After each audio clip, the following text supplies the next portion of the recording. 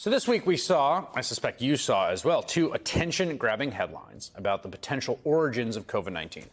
Both were from Rupert Murdoch-owned outlets, and both were in favor of the so-called lab leak theory, the idea that the virus somehow escaped from a lab in Wuhan, China, before causing the deadliest pandemic in a century.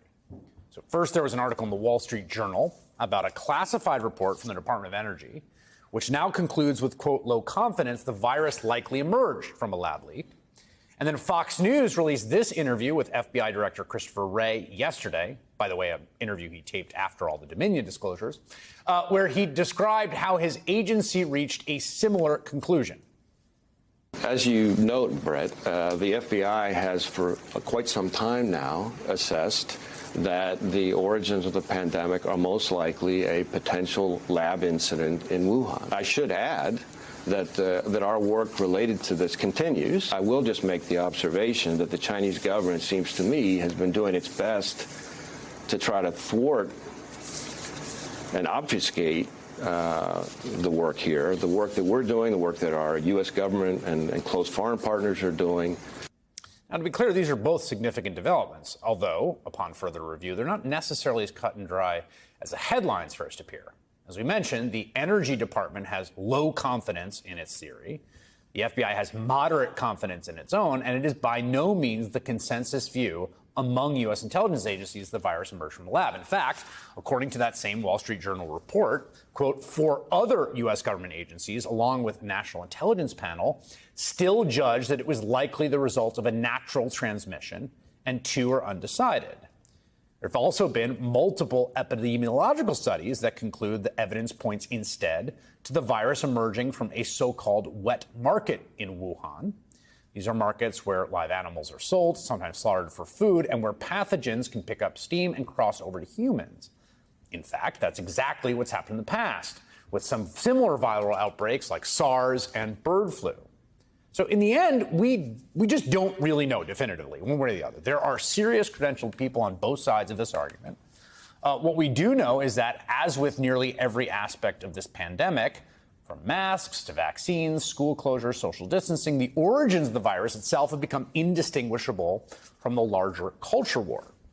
Fox News and right-wing media in particular ran with these latest lab leak headlines because they fit their culture war narrative perfectly. First, because it is, in their view, a story about the perfidy of the Chinese government, which has become the #1 enemy in their moral cosmology at the moment.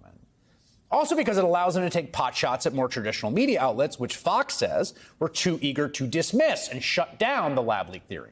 Now, I have to say, there's a kernel of truth to the idea that some folks were too quick to shut down the lab leak theory in the early days of this pandemic. For example, Twitter labeling it as disputed or misleading really was, I think, a mistake in retrospect. It's clear now the lab leak is at least plausible if contested view. In fact, maybe not the most likely view, but not insane. But above all else, what the furor over the lab leak theory demonstrates is just how broken this form of political discourse has become, especially when it comes to discussing COVID-19, right?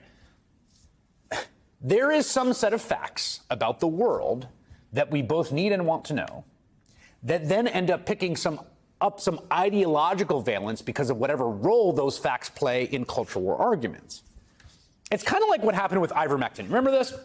We spent a lot of time on this. So initially, there were some outlier doctors across the world, not the most doctors, but there were some. And then a bunch of folks on the political right who said that this anti-parasitic drug, which is used all over the world, it can be used as a horse dewormer, also a human dewormer. There's different versions, right? That this was an effective treatment cure for COVID. And this is a time when there were no effective treatments. And very famous and influential people started publicly espousing the virtues of ivermectin. It then became this kind of like symbolic badge, right, of the forbidden knowledge. It was taken as an article of faith among conservatives. Ivermectin was the long-awaited miracle drug. And the woke elite and public health bureaucracy didn't want you to know it. And it was, I have to say, to a certain extent, sort of taken as an article of faith on the political left that ivermectin was completely bogus. But again, the point is that none of the political theater actually mattered to the facts.